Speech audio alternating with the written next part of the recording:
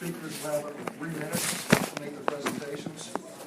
Timer is visible from the podium. Please conclude your remarks when the buzzer sounds. All comments should address a matter related to Fayette County Public Schools.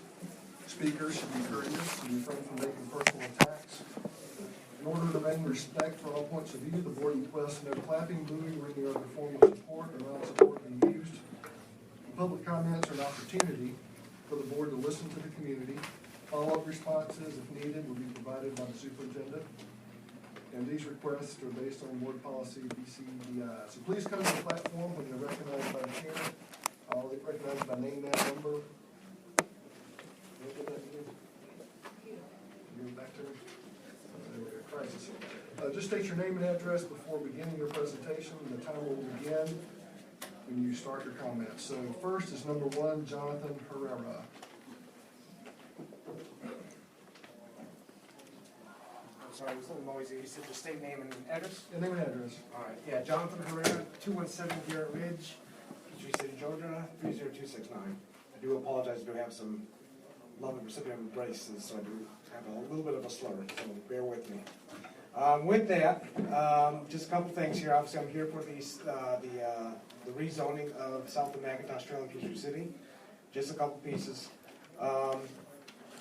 Looking over the Fayette Board of Education's website, the 2016-2017 attendance membership report. Just some numbers for you guys.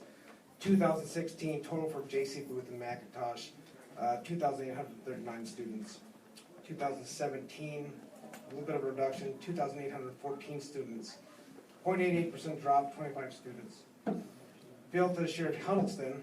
Huddleston, by removing the pre-K program that was initiated last year for the 2016-2017 year, there's actually a decrease in students of 2.7%. That's 17 students in a reduction. Okay.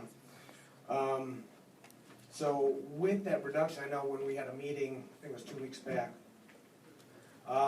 there was the comment that was brought to the group was Peachtree City is growing into a retirement community, and we're seeing decline in numbers. So with this steady decline, is that going to fix itself? Instead of rezoning, what I saw was 31 students. Okay. Distance concern with that one too. I know you can always poke holes in a lot of numbers, but I live in Sandown, which is really the middle subdivision between the two, and I'm probably in the middle of the subdivision. If you're looking at the miles between Huddleston, it's 0.9 miles Car, 2 miles Oak Grove. J.C. Booth, 1.7 miles. Rising Star, 5 miles. These are all from Google Maps, by the way. McIntosh High School, 3.1 to Stars Mills, 5 miles. Okay. I'm going to list a document that was provided to my daughter today from the school from questions from the Q&A session from a couple weeks back. Bullet number 3 mentions that a reason why not to move students from Ebenezer Road was due to distance. One of the distances was 3.4 miles from a middle school. I'm looking at 3.3 miles for my scenario for moving. Okay. In addition to that, I'd also like to mention congestion. Everyone's fighting congestion. I fight congestion, even living half a mile, not even a mile away from the school. We counter that by walking, bike riding, golf carting. Can't really do that by living all the way down there. We're just going to add 31 more families to that congestion problem, which I have seen, and it is a nightmare. Okay. Lastly, all I want to say is this. I actually moved from a neighboring county. My daughter is in 4th grade at Huddleston. Fantastic school, love the school. My daughter's actually part of the original program. Oh, sorry. And I'll leave it back.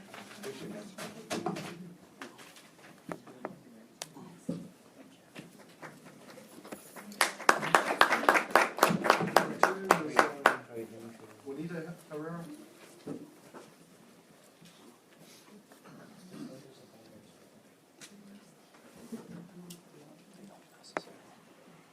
I'm Juanita Herrera. I live at 214 Garrett Ridge. Yes, he's my son, and those are my grandkids he's talking about. Good evening. Again, I'm Juanita Herrera. I'm a resident of Sandown Creek subdivision in Peachtree City, and I come before you to ask that you halt the spot redistricting of the children who live in the Sandown Creek and the Sawmill Trace subdivisions in Peachtree City. The redistricting will cause disruption and unnecessary hardship, both physically and academically, for the children. Those also represent a short-term solution to the overcrowding at the middle school and high school involved. Currently, children can walk or ride their bikes to Huddleston. I've got different numbers than John did, but I have 1 mile. Oak Grove is 2.2 miles. Booth Middle School is 1.7 miles. Bryson Star is 6.5 miles. McIntosh is 3.4, and Starler's Mill I have at 6.6. When the parents must take their children to Starr's Mill Complex, it could add an hour or more to their commute to work due to the time of the day and the traffic congestion at that end of the city coming back through. Parents purchase their homes after considering the schools that their children would attend and the proximity to their home. Currently, we are in landlocked village. We have no direct street access to Braylor Village, which would be what we'd be passing through. A solution to overcrowding at Huddleston would be to move the preschool to another elementary school or use one of the other classrooms, like a multi-purpose room, that is not being used for everyday classes. Children outside the Peachtree city limits are being bused from the county to the middle school and high school in question, aggravating their student counts. These children should be routed to schools without a student growth problem now or in the future, such as Whitewater Middle School or Whitewater High School. Adding permanent classrooms to both Booth and McIntosh would be a cost-effective means of acquiring additional space. We cannot see how the current plan will benefit our children. 31st children will not fix the problems. We have in Sandown, we have 4 teachers, and they plan on taking their kids with them. So that makes it even less than 34. Studies have been done that show that the children will have anxiety issues and other issues that show that they will perform below their current levels. Thank you.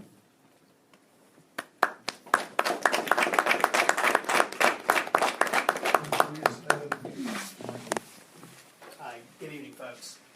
Evan Martin, 400 Sandown Drive. Appreciate you all hearing from us today.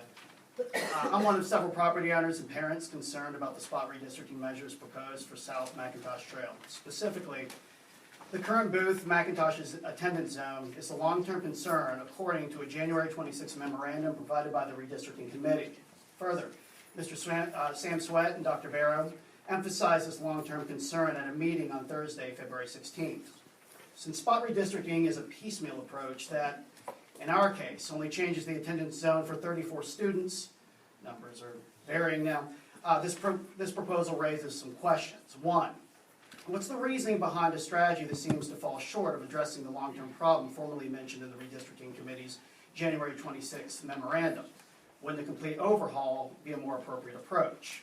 Two, why specifically have the neighborhoods of Sandown Creek and Sawmill Trace been targeted? This appears to be a partial repeat of the 2013 redistricting attempt that involved all of McIntosh Trail. Number 3, growth factors. Specifically, and I quote, several subdivisions, end quote, in the West Village are mentioned as a concern in the board's February 16th notes, 2016 notes. Further, we were told a West Village development districting plan was clarified by the board some time ago, and the specific elements were discussed, and clarification was communicated to developers.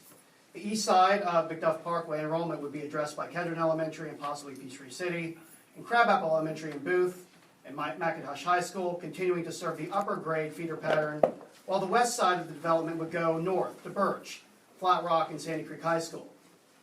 What exactly is meant by the east side of McDuff Parkway and the west side of the development? We meticulously sifted through pages of archived board minutes and have not been able to find specifics on a districting plan for the West Village. Lastly, what's the end game? In other words, since the fundamental problem of overcrowding in the Huddleston Booth McIntosh attendance zone isn't fixed with this move, who's next to be targeted for spot redistricting? Thank you.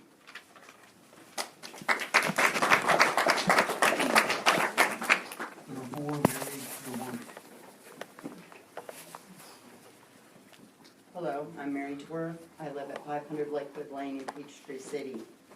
I'm a Peachtree City resident and property owner who lives inside the current Huddleston district, but I'm not in Sandown and I'm not in Sawmill Trace. I am concerned about the effects of the proposed spot redistricting on my neighborhood, the surrounding neighborhoods, and the property values. This area is an area of long-established homes and neighborhoods. And it has been subject to carve-outs and attempted carve-outs many times. The spot redistricting of established neighborhoods creates a lot of doubt and confusion, and that affects adversely the neighborhood, the neighbors, and the property values. It's another Band-Aid approach that doesn't solve the problem of overcrowding in these area schools. The numbers we were given today is approximately 5 students per grade level.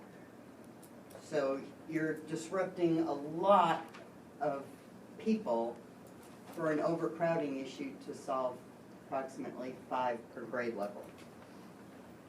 And it's also going to double the number of buses that have to travel that area of McIntosh Trail, because you're going to have one set of buses that are going to stop and go to one school, and another set of buses that have to stop at the exact same place and head in the other direction.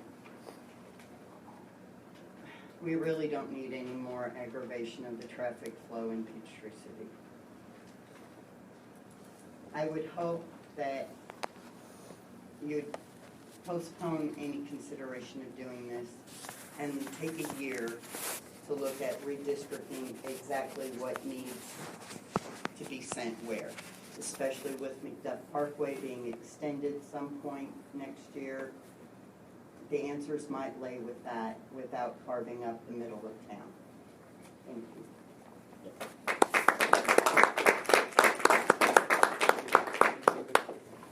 Number 5, Christy Daniels is recognized. Hi everyone, my name is Christy Daniels. I live at 103 Mantell Court in Sandown Creek. I am a 30-year Peachtree City resident. I've attended Oak Grove, Huddleston, Booth, Whitewater Middle School, and McIntosh. I'm a 98 graduate of McIntosh. My husband's a 96 graduate of McIntosh. I believe there's a number of us here that are all McIntosh graduates that left the school, the city when we graduated and had families, and all moved home for one particular reason, and that is for the community. We all chose our homes in our neighborhood for the schools, for the location, and for the community. This is not about our 34 students to me. This is about every student within Fayette County. This is about the massive amounts of growth that are going on in McDuff, the numbers that you were giving us for, Booth, McIntosh, Huddleston. You're talking 22 students that we're under. You're talking 13 students that you're under. Y'all are basing this on estimates for the McDuff Parkway for houses that haven't even been built yet. Then it came to my attention today that 411 acres have been acquired by the Pulte Home Group at the cost of $16 million in January of 2016. It is currently zoned for industrial. Have a feeling a home group is not planning on keeping it that way. So now we are also looking at another 400 acres of development that I'm sure they didn't spend $16 million to twiddle their thumbs with. So we are literally facing a crisis here. We have got to come up with long-term solutions, not just moving 34 students, not piecemealing things together, not putting a Band-Aid on a much, much bigger problem. We need to find land for a new school. We need to add on to existing schools. There's room to add on to Huddleston. I know there is. We can move the trailers. We can build a retaining wall, make that land viable to build more additions onto. I know Booth has room. McIntosh, it's already in the works to add on to handle the growth in the West Villages. How is it that my neighborhood that has been established for over 30 years is being pushed out for new developments that don't even exist yet? And how is it possible that we are making promises, or the board is making promises to these developers that they will be Booth and McIntosh schools without, and we're being pushed out for that? The distance does not make sense. In here, we ask the question, we want to be able to take our golf carts to school. And you say that there are golf cart paths provided for Oak Grove Elementary, Rising Star Middle School, and Stars Mill High School. Have any of you driven those golf carts? Have any of you actually gotten in your golf cart and driven from McIntosh Trail to Stars Mill? It takes 45 minutes to get there. That's not acceptable to me. I'm sorry. We need long-term solutions and not just a Band-Aid. And this needs to work for every student in this county, not just the 34 that are in this neighborhood. Thank you.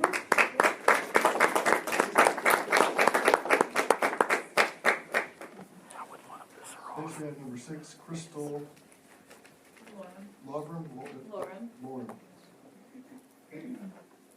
Good evening, I'm Crystal Lauren. I'm at 205 Sandown Drive.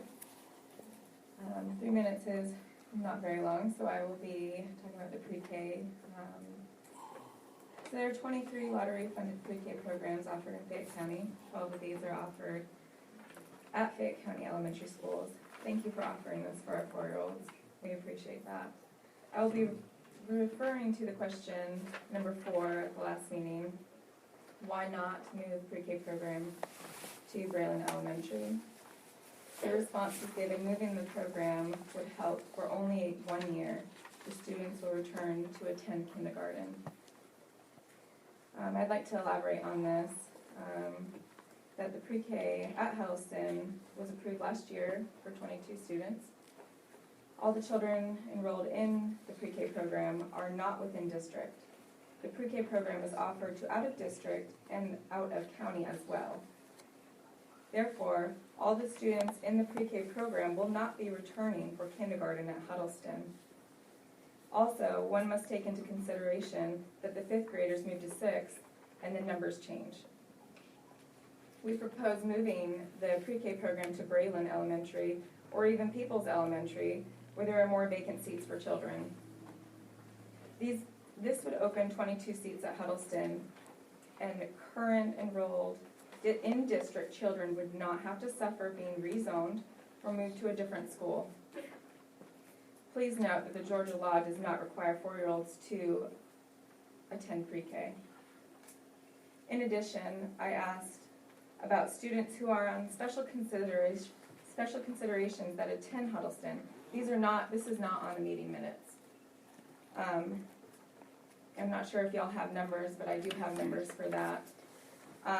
There are 50 students currently attending Huddleston that are on special considerations. 18 are employee benefits.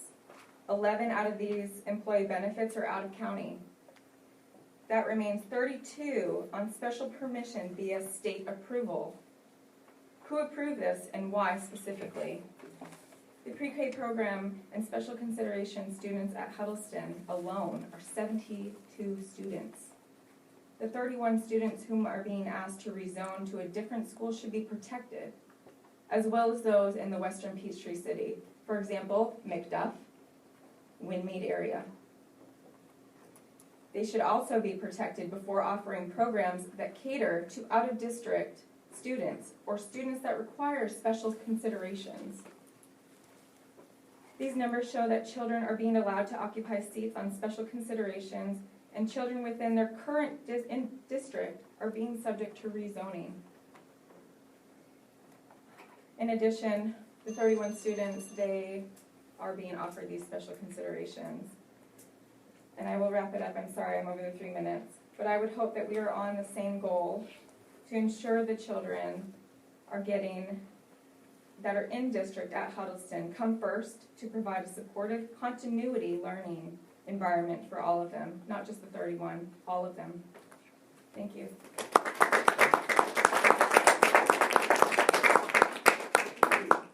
The chair recognizes number 7, Nicole Inch. Hi, my name is Nicole Inch. I live at 303 Sandtown Drive.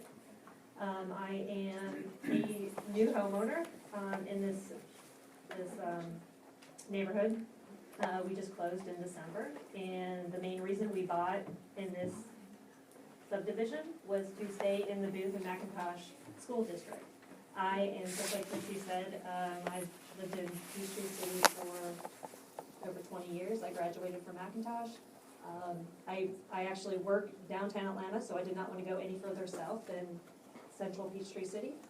I have a second grader when we bought our house in December, he was at Peachtree City Elementary. He just transferred to Huddleston. And if the spot redistricting goes forward, then he would have to go to Oak Grove. That's 3 schools in 1 year. I have a upcoming kindergartner. What would happen to him? Would he go to Oak Grove and my second grader or third grader stay in Huddleston? So we've got 2 children in 2 different elementary schools. And I agree with the property values. Who's going to come and buy a house in Sandown Creek to only drive 5 miles to South Peachtree City? So this is an extreme concern for my family. We would have considered buying some elsewhere if we knew this was going to happen. Thank you.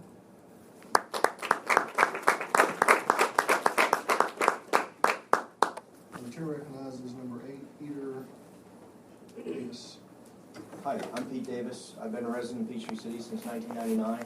Moved here from the north like New England, and I specifically bought for this district. And I would not live in Georgia if I did not live in Peachtree City. That's a fact, all right? There are a lot of issues elsewhere. But I have been trying for the last 10 days to figure out the hidden objection. Why are we doing this? We're bringing in 22 students for a pre-K program and moving 34 out. However, those 34 students can get special exception to stay until they finish. Now we have 50 some odd. What I would propose to you is move the pre-K program to Braylon. There's no pre-K program there. There are, I call it real estate that we own on the south side. Brick and mortar real estate that we have open seats. Put it there. It makes sense to me from a dollars and cents point. I'm very bottom line oriented. I can't wrap my head around running 3 buses, let alone 6 buses down that street. Congestion, all those. We're told that another bus driver won't be needed and all this. I get it, but it doesn't make sense. Someone really needs to explain this to me. On question number 8, that was sent home with the elementary school kids, it said, what is the driving factor for this decision? Huddleston, Booth, and McIntosh students, numbers need to be reduced. We're not reducing Booth or McIntosh here. All we're doing is touching Huddleston a small portion. Why are we even talking about this? I really am trying to wrap my head around it. I don't even know why this is open for discussion. It shouldn't even be on there. We need a complete reset. We need to relieve the pressure at McIntosh. I had a son graduate in 02, a daughter 04, 07, and 10. All of them went on to further education, the first generation of the history of my wife and I, ever. Okay? I want to continue that. And the problem is someone needs to explain that to me. How come we're moving in and moving out and all of this? We're not affecting north of McIntosh Trail. Let's do a complete reset. Let's take the year that we need. I was told specifically by 3 retired educators, one of them a vice principal, you will never touch north Peachtree City. Never touch it. Never mess with those families. Why is that? All 3 of them said, why? Is it economics? Is it household income? Why are these being targeted? It doesn't make sense to me, 34 students. You need to explain it to me, because the last question I have is, when will all of our questions be answered? We're asking all these questions to you, and I'm kind of expecting a little bit of an answer, just like, why aren't we rezoning Booth and McIntosh by your own admission, number 8? That's where the problems are, too. Will we get answers tonight? No. Okay. I'm a taxpayer, too. Big one. So.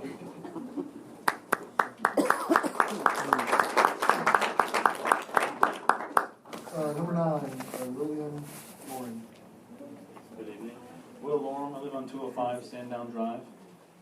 A few questions I have is this pre-K that's coming into Huddleston, they will need a classroom to teach all these students. So where is that coming from? How many empty classrooms do they have at Huddleston? And they will need teachers for that classroom. How many teachers will they need? And the overcrowded in Huddleston, Booth and McIntosh, the fifth graders will be leaving Huddleston. How many students is that versus how many first graders will be coming in? I hope that's been into consideration. And how many people leaving Booth from 8th grade going into McIntosh 9th grade versus how many people from Huddleston 5th going into Booth 6th? That might solve our problem right there. Just how many people are leaving McIntosh graduating versus how many people from Booth are going in there. And then on the special considerations from my wife, the numbers, Booth has 37 special considerations, 31 for 31 employees using those special considerations, and McIntosh has 46 special consideration students from 32 employees.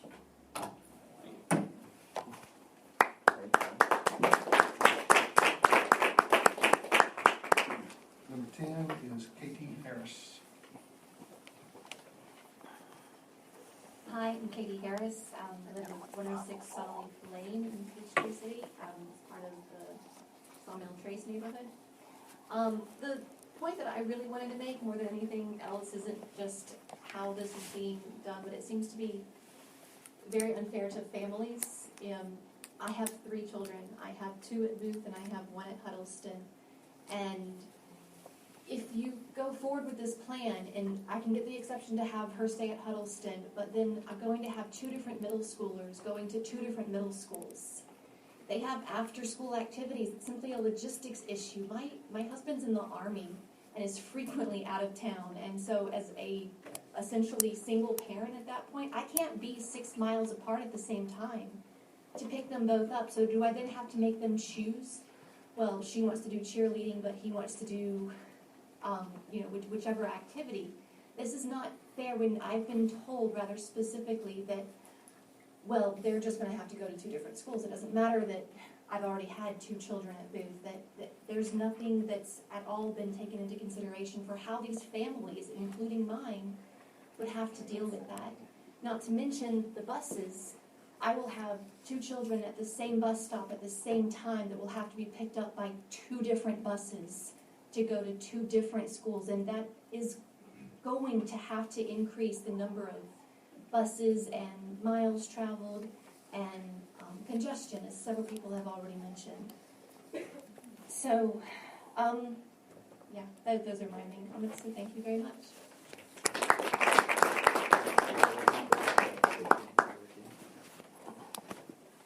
That concludes the public comments section of our meeting.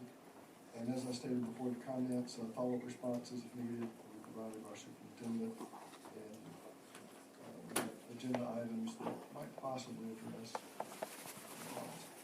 Next item on the agenda is the superintendent's report. Recognize Dr. Barron. Coming into the item 7A is the first item that we want to touch base with. We have been talking about the possibility of modifying the 2017-2018 school calendar. This has gone through a process over the last several months. I know that I won't go back through all of that discussion with the board here this evening, but basically what we said that we were going to do, we've done. We actually sent a letter out the week prior to our winter break explaining the process and the reason why this issue had come back up.